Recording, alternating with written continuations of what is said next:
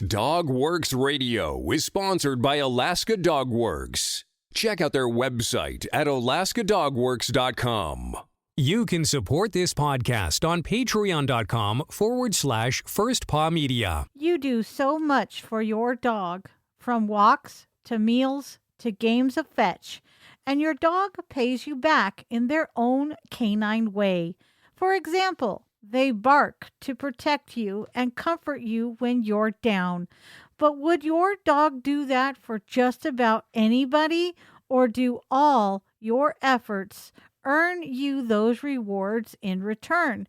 In other words, if your dog could give a treat to you or an unhelpful stranger, who do you think they would choose? Recent research from the University of Veterinary Medicine, Vienna, found that dogs are no more inclined to provide food to a helpful human than an unhelpful one. From First Paw Media, sponsored by Alaska Dogworks Professional Canine Training Center in Anchorage, Alaska. This is Dogworks Radio, committed to families and their dogs to build lifelong and fulfilling relationships. Visit our website at dogworksradio.com.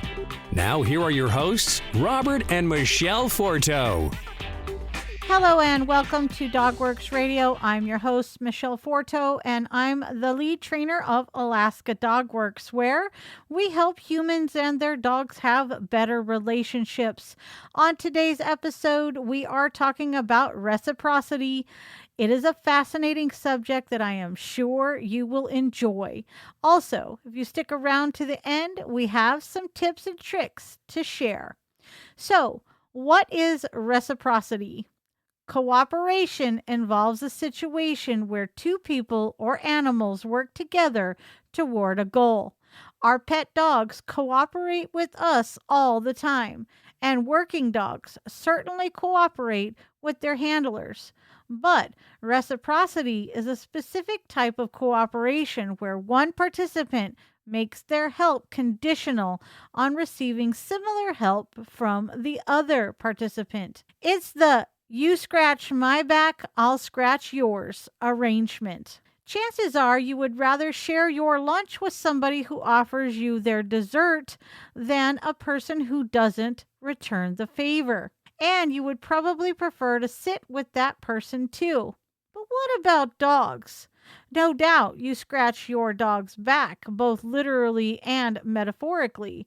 Does that make them more likely to cooperate with you than with people who don't help them? And would they prefer to spend time with helpful people over unhelpful ones? Let's go ahead and discuss the building blocks of reciprocity. Dogs are excellent candidates for showing reciprocity with humans. First, they have the building blocks of the behavior, helping others and the ability to discriminate between the helpful and unhelpful. Previous research has shown dogs will help other dogs. For example, they will pull a tray of food toward another dog or choose to provide another dog with a reward. Plus, dogs can tell an unhelpful dog from a helpful one. They can also do the same with humans, recognizing the difference between a person who cooperates with them and one who doesn't. They even prefer to spend time with cooperative people. Second, dogs have a special relationship with humans. They form strong bonds with us. They can read our emotions and body language, and they cooperate with us regularly for nothing more than a cuddle or cookie. In fact, in several experiments, dogs have rescued their owner from inside a box when their owner seemed distressed. No other animal shares quite that tight a relationship with us. That makes dogs far more likely to reciprocate with our species than, say, a chicken or bear. Finally, dogs show reciprocity with other dogs. For example, when military dogs had a chance to pull a tray of food into another dog's reach or press a lever to open a box containing food in another dog's enclosure, they were far more likely to perform the helping behavior when the dog they were partnered with had previously done the same for them. Testing the dogs. Given the previous research, dog scientist Jim McGettrick and his team fully expected the dogs in their study to show reciprocity with humans. They set up an experiment where humans pushed a button that either delivered kibble or didn't. The helpful humans pushed the button and delivered food, whereas the unhelpful humans pushed the button but no food arrived. The dogs were then given the chance to push the button to deliver chocolate to the humans. The scientists measured whether the dogs delivered more chocolate to the helpful humans than the unhelpful ones. Finally, they allowed the dogs to wander the test area to see whether they spent more time near the helpful humans or the unhelpful ones. They had unexpected results. Despite the researchers' reasonable expectations, the dogs didn't distinguish between the helpful and unhelpful humans. They neither delivered more food to the helpful humans nor spent more time near them. They showed no signs of reciprocity. Why did the dogs fail to behave with a human partner the way they do with other dogs? Are they only able to reciprocate help with members of their own species? As explained in the paper, it could simply be the experimental design. Perhaps the task was too abstract for the dogs to understand the connection between button pressing and food delivery. Maybe they didn't realize it was the human providing the kibble and not the dispenser itself. Or maybe the use of food was the wrong currency. Humans are always on the dispensing side of the food equation with dogs. Dogs never need to feed their owners, so this might have been too unnatural to make sense to them. After all, when you give your dog a treat, do they look at you as if to say, "Want to share?" It could also be that dogs simply don't use this strategy with human partners. It might be too sophisticated for them. To dig deeper into these results, McGettrick and his team are repeating the same experiment, but this time they will partner the dogs with other dogs rather than humans. The scientists hope to determine if the experimental setup is the issue or if dogs truly behave differently depending on the species of their partner. It will be fascinating to see how much kibble the dogs deliver to each other and what can tell us about the depth and richness of dog-human interactions. Stick around. After the break, we will share more tips and tricks that you will love. We're living in uncertain times. If there is one thing we can be thankful for, that is the recent pet adoption boom. Shelters are being cleared out, and that means you may not know much about your new best friend. Alaska Dogworks virtual and on-site classes are the best way for you to build a lasting bond and learn about your pup, new or old. From setting up a proper routine to learning the commands and much more, Alaska Dogworks provides you with the resources to develop your dog into one of the best. Right now, Alaska Dogworks has an exclusive offer just for our listeners. Go to alaskadogworks.com now and use promo code DOGWORKS and save 20% off your training program at the time of your booking. Visit alaskadogworks.com and use promo code DOGWORKS to save 20% today. That's alaskadogworks.com and use promo code DOGWORKS at the time of booking.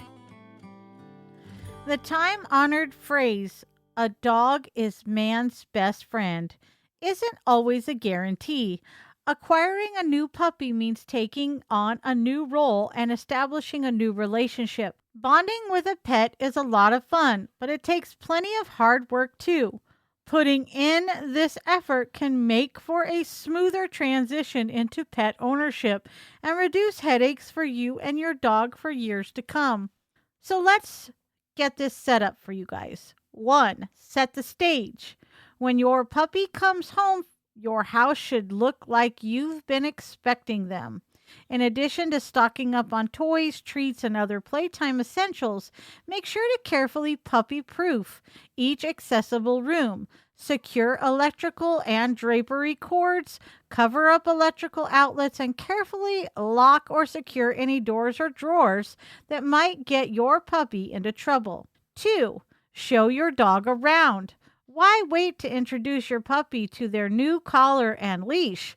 Leading them around indoors is an easy way to familiarize them with both their new surroundings and the experience of going for a walk. It's a safe way to ensure you've got a close eye on them as they check out the new sights and smells of their new home. Number 3, embrace the learning process. You and your puppy have a lot to learn about bonding and living with one another. The sooner you both embrace the process of trial and error, the better. When setting and enforcing house rules, always remember to be patient and consistent. Number 4, introduce your dog to followers. The experience of bringing home a puppy and growing into a pet care expert is always better when it's shared with family and friends. Instead of hogging all the time with your pup, post some photos or videos of them on your social media accounts, or do a puppy reveal party via live stream or video chat to let your friends say hello. Number 5, be fully present. When it comes to bonding with your dog, it's important to truly commit.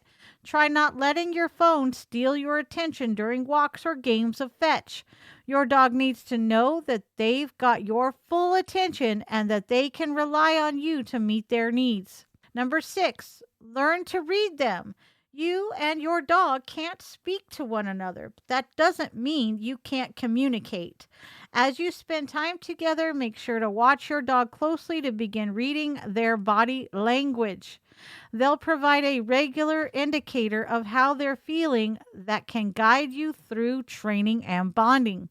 Number 7, introduce routine and reinforcement. New experiences can overwhelm a young dog. To minimize stress and optimize the house training process, establish routines early and often. Better yet, teach your dog to associate these routines and the appropriate behavior with positive reinforcement. Some additional affection or a training treat can help gain your dog's trust and attention while discouraging bad behaviors such as tugging at the leash during walks or eliminating indoors. Number 8, sleep nearby. New puppy owners should count on having their sleep interrupted for some time after bringing their dog home. However, nighttime bathroom breaks are much simpler when dogs and their owners share a bedroom. Depending on your dog's size and temperament, you may prefer to crate them beside your bed or purchase a puppy-sized dog bed or an exercise pen. Whatever your arrangement, close proximity accomplishes a dual purpose. In addition to reducing the risk of accidents, it can strengthen the bond between you and your dog. Number 9, apply the bonding lessons you've learned. As you've probably gathered, building a trusting mutual bond with a new dog takes time and effort. Don't get discouraged if and when you both experience setbacks. With patience and persistence, your bond will grow stronger the more time you spend together. So what do you guys think? Does your dog reciprocate with you? What tips do you have to share with your new puppy? Let us know in the comments on this post or on our social channels. And one last thing, did you know the single best thing you can do for our show is to tell your family and friends how you listen? Who knows, they might just become a rabid listener just like you. I'm Michelle Forto for Dogworks Radio and First Paw Media. See you next time. From First Paw Media, this is Dogworks Radio. We hope you enjoyed this podcast, and we invite you to subscribe in Apple Podcasts, Spotify, Stitcher, or wherever you get your podcasts. You'll find a link on the episode notes. You can tap or swipe on the episode cover art, and you'll see some offers from our sponsors. You can support our show by supporting them. If you like what you have heard, we would love it if you could give us a 5-star rating and tell your friends how to subscribe too. Your hosts are Robert and Michelle Forto. Our producer is Robert Forto and created for First Paw Media. Did you know that Alaska Dog Works trains service dogs for those in need throughout North America? Each and every service dog that is trained through the Lead Dog Service Dog Program and Michelle Forto and her team has an individual training plan. We train for autistic, mobility, psychiatric, and PTSD for our soldiers for service work. If you know of someone that may need a service dog, please take a moment and check out Alaska Dog Works on social media and at alaskadogworks.com.